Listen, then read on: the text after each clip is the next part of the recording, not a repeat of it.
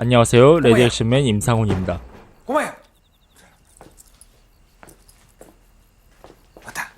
너네 아버지다. 받아봐라. 늦은 밤 어느 집에서 한 아이가 아버지와 전화를 합니다. 아버지, 그래. 아버지다 주자. 하지만 아버지, 어느새 울음을 잘못했습니다. 터뜨리는 아이. 네, 잘못했습니다. 아버지의 약속 못 지켜서 그리고 함께 안다, 우는 아버지. 울지 말아 주자.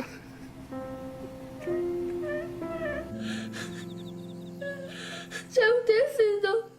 네, 잘못했습니다. 과연 이들에겐 어떤 일이 있었던 걸까요? 일 없다 주냐.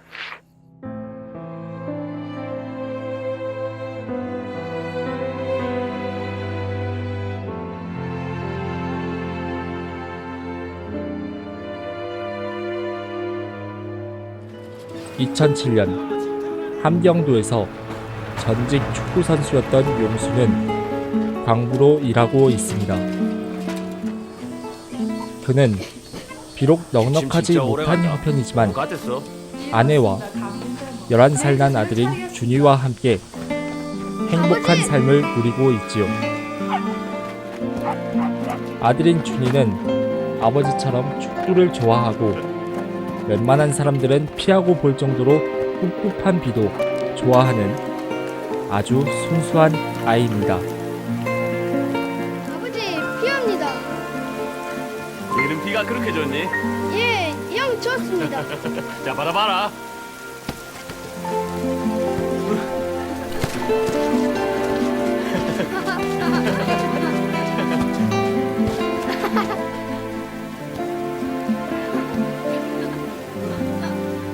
그리고 용수에겐 중국을 오가며 귀한 물건들을 가져오는 친구가 있습니다. 승리도 왔구나. 빨리 올라오라. 안녕하십니까. 또한 준이는 중국에 있는 꾸모가 그 집의 딸인 여기다 미선과 연필 집어넣으면 연필이 사랑을 저절로 나누는 사이죠.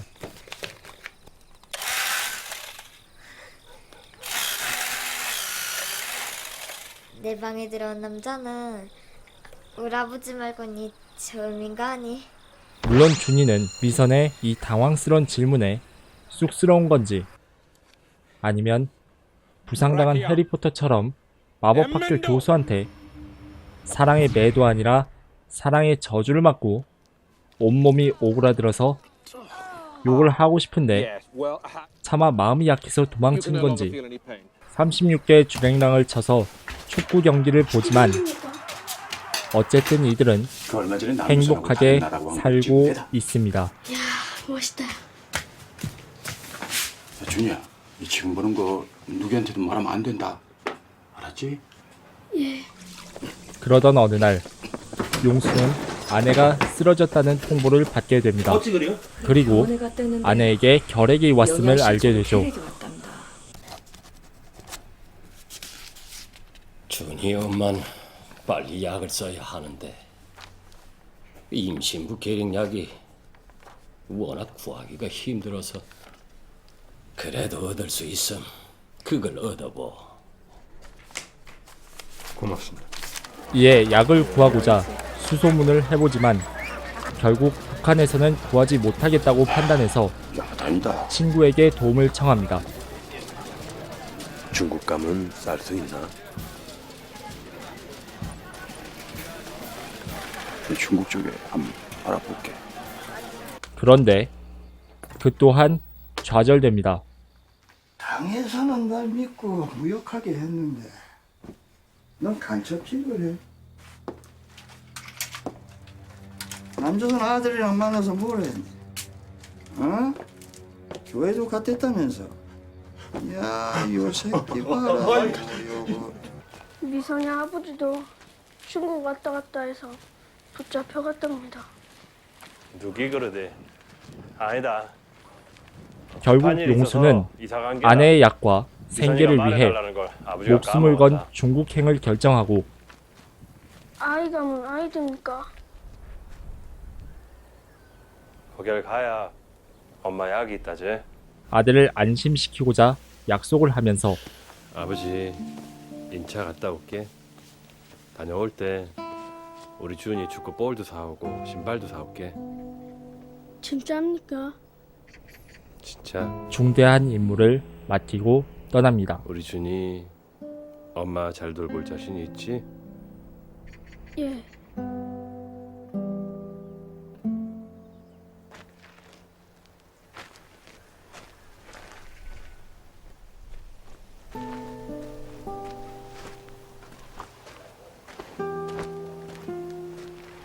그렇게 용수는 늦은 밤 두만강을 건너 간신히 국경을 넘는데 성공합니다. 중국에서 벌목장의 몫으로 일하면서 생활비를 벌기도 하죠. 그렇게 힘든 생활 속에서도 결핵약을 구할 수 있으리라는 희망으로 버티는데요.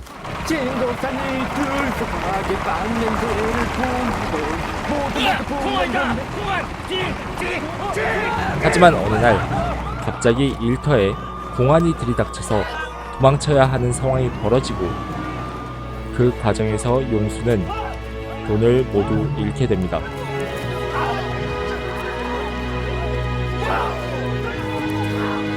씨발 돈! 씨발 돈 얘기는 그만해! 간신히 몸을 피한 탈북자들에게 한 브로커가 다가와 인터뷰를 제안하며 그들을 설득합니다. 빈손으로 돌아갈 수 없는 용수는 거기에 응하기로 하죠. 그것만 하면 돈 줍니까 진짜? 그 사람들은 약속을 하나 딱 썰렁게 지킵니다.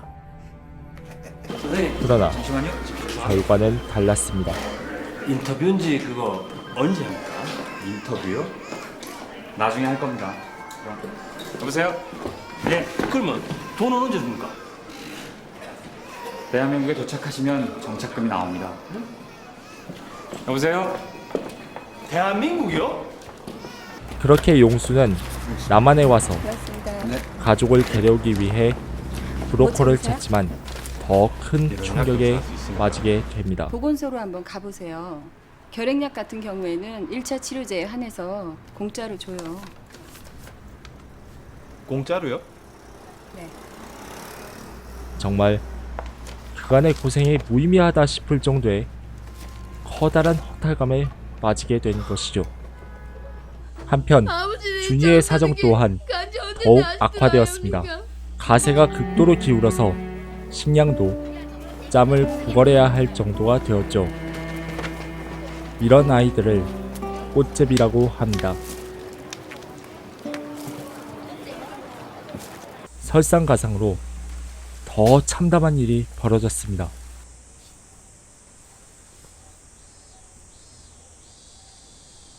아이의 혼란스러움을 대변하듯 매미가 울어대는 너무나도 끔찍한 여름입니다. 아무것도 할 수 없는 아이는 그저 울부짖을 뿐입니다. 안 된다. 우리 엄마 데려가지 마죠. 우리 엄마는 좋다. 그대가 해주니까 엄마 지키고 있어야 된다. 우리 아버지한테 그냥 된다. 현실은 아이가 감당하기에 너무 힘든 지옥이 되고 말았습니다.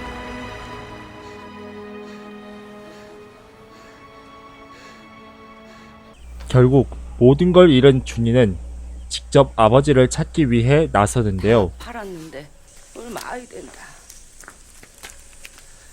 네 갈 땐 있니?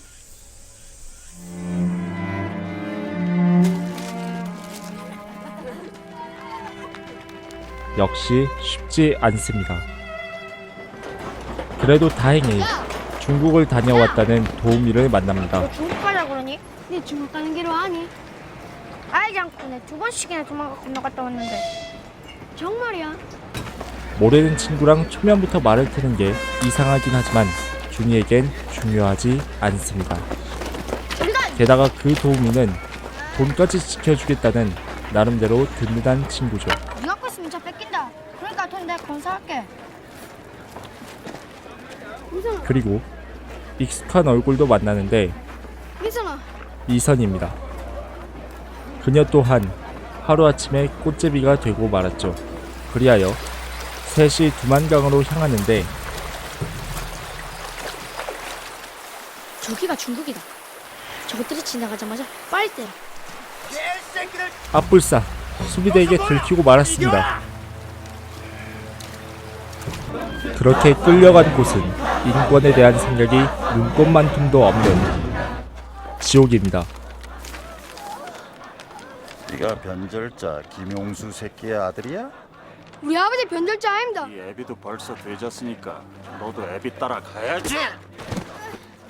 이 잡종 어떻게 할 거야? 이런 장면들이 제법 많이 등장하는데 이게 수위를 상당히 낮춘 거라고 합니다.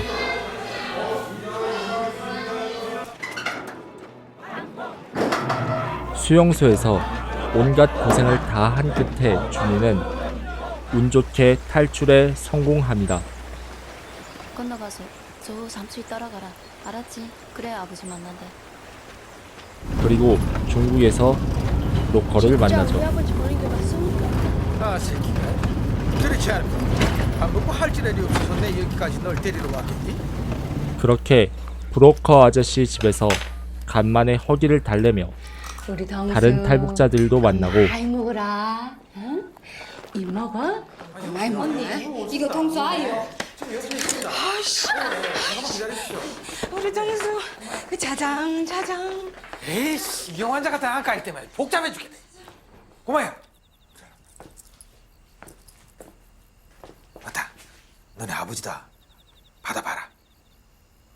우여곡절 끝에 아버지와 통화를 하게 됩니다. 한반도에서 아버지 나 주자. 가장 슬픈 아버지. 전화 통화입니다. 잘못했습니다. 나 잘못했습니다.